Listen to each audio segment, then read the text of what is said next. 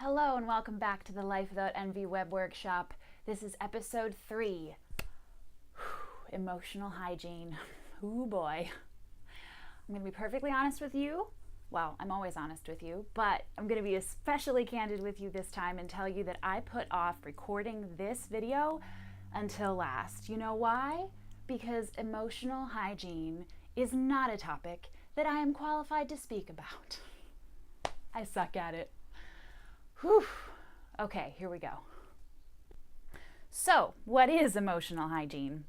The concept was popularized by Winch in a TEDx talk from 2014. Emotional hygiene consists of best practices for improving and maintaining our psychological health. I highly recommend watching that TEDx video as soon as you finished watching this one. You'll find a link below. I haven't read Dr. Winch's book yet, but it's on my list.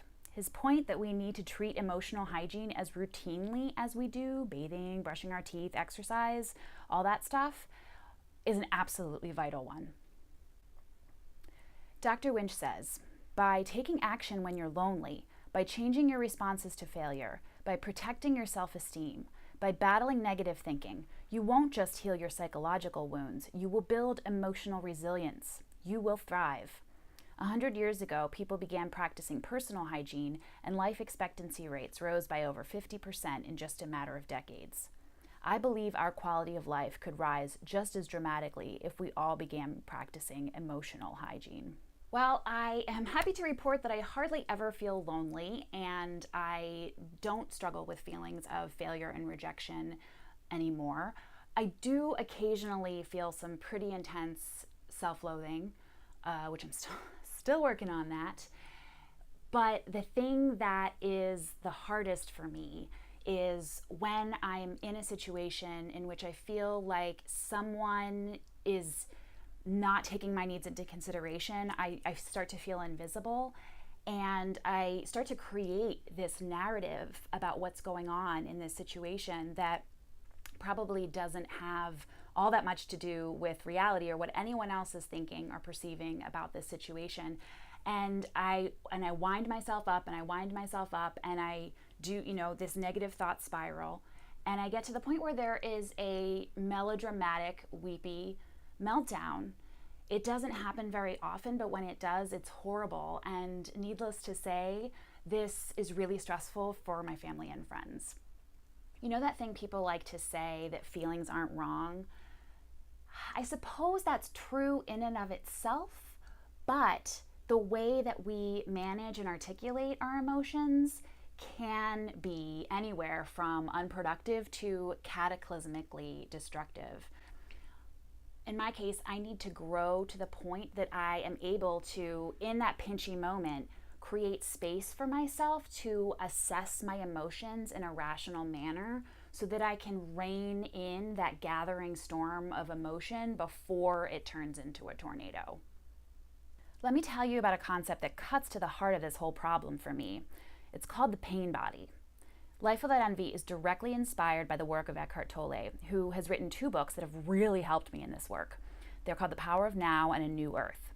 Before I share an excerpt from The Power of Now, I need to explain what he means by that. When your head is in the past or the future, you're often making things up about what has happened or may happen to you, right? So by harnessing the power of now, as he says, you free yourself from unproductive thoughts and corrosive emotions. You are rooting your consciousness in the present moment, and you free yourself of the fear and trauma of the past and the uncertainty of the future. Eckhart Tolle writes, as long as you are unable to access the power of the now, every emotional pain that you experience leaves behind a residue of pain that lives on in you.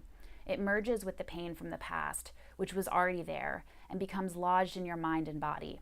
This, of course, includes the pain you suffered as a child, caused by the unconsciousness of the world into which you were born. This accumulated pain is a negative energy field that occupies your body and mind. If you look on it as an invisible entity in its own right, you are getting quite close to the truth. It's the emotional pain body. It has 2 modes of being, dormant and active. A pain body may be dormant 90% of the time. In a deeply unhappy person, though, it may be active up to 100% of the time. Some people live almost entirely through their pain body, while others may experience it only in certain situations, such as intimate relationships, or situations linked with past loss or abandonment, physical or emotional hurt, and so on. Anything can trigger it, particularly if it resonates with a pain pattern from your past. When it is ready to awaken from its dormant stage, even a thought or an innocent remark made by someone close to you can activate it. Some pain bodies are obnoxious but relatively harmless. For example, like a child who won't stop whining. Others are vicious and destructive monsters, true demons. Some are physically violent. Many more are emotionally violent. Some will attack people around you or close to you, while others may attack you, their host. Thoughts and feelings you have about your life then become deeply negative and self-destructive. Illnesses and accidents are often created in this way. Some pain bodies drive their hosts to suicide. I will link to a longer excerpt in the video notes. It may seem kind of creepy and sad to visualize your emotional pain as a snarling monster inside of you, but personifying it has definitely helped me to recognize it when it shows up. Like the thing under the bed or the entity with glowing red eyes in the closet of your childhood bedroom. The pain body wants to be felt and feared, but it doesn't want you to see it for what it really is. Eckhart Tolle writes, "The pain body is actually the dark shadow cast by the ego. It's the part of you that can't feel comfortable when you experience happiness. It's the part of you that is constantly scanning for problems and magnifying every potential problem into a crisis. The pain body cannot live on gentle self-awareness. This thing is not the enemy inside. It's more like your wounded inner child, only, admittedly, scarier. You need to see it in order to heal it to the extent that it can be healed. We can name corrosive emotions as we are feeling them and recognize when we have caught ourselves up in a negative thought spiral. You can do the work on this, and the pain body will still nudge itself into your consciousness every now and then, but you'll have the emotional resources to recover and move on." Here's one strategy that has really helped me. I was at my friend Keith's one time, and I got an email that really upset me. It was a group email, and I felt completely invisible to the person who'd sent it. This threw me into a funk, and Keith and I were about to go out to dinner. It was not fair to my friend to let what I was feeling ruin our evening. I was able to remember that I always feel invigorated after doing headstands in yoga class, so I decided to do a headstand right there on Keith's living room floor. I counted 10 breaths, and guess what? When I came down again, those feelings had subsided. I always think it's corny when people say turn that frown upside down, but I have to admit that for me, this is the fastest, easiest way to do that, and that's why it's now item number 1 in my emotional first aid toolkit. It's more effective than deep breathing exercises for me because I'm sometimes too upset to count more than a few breaths. But when I do a headstand, the intentional breathing has to happen along with the pose in order for me to stay upside down. Side note here, I have been practicing yoga on and on again since I was in my early 20s, and I am 38 now, so I've had a lot of practice at this.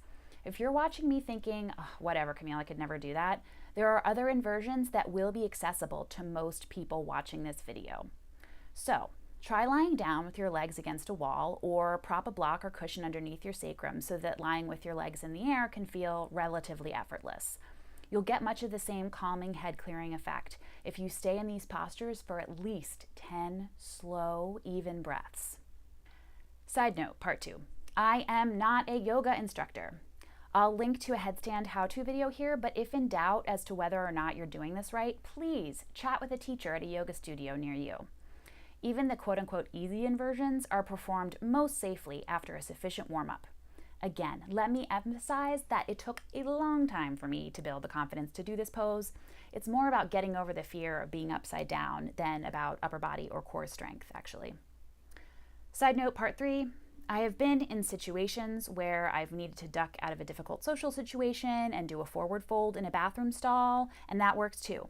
Just make sure to take at least 10 slow, even breaths. Now it's time to reflect. What are your thoughts on the concept of emotional hygiene? And what strategies have you developed over the years for managing difficult, negative thoughts and emotions? How might you begin to systematize your emotional hygiene regimen? As terrifying as this topic is for me, I can appreciate how unique each person's emotional first aid kit is going to look. My challenges with emotional mastery may look very different from yours, but we're all working towards genuine healing and sustainable happiness. Because emotional hygiene is such a central part of my personal growth work, I will be making many more videos on this and closely related topics. So if you have any suggestions, I'd love to hear them. Please leave a comment below and/or ping me on social media. I'm in the process of transferring a veritable mountain of notes into a bullet binder where I can store both professional and private writing, and I'm planning to start using a mood tracker. I've actually started designing one, but I had to get these videos up before it was ready. So I'd love to hear, have you ever used a mood tracker? And if so, did you find it helpful? Thanks so much for watching, and I'll see you in episode 4.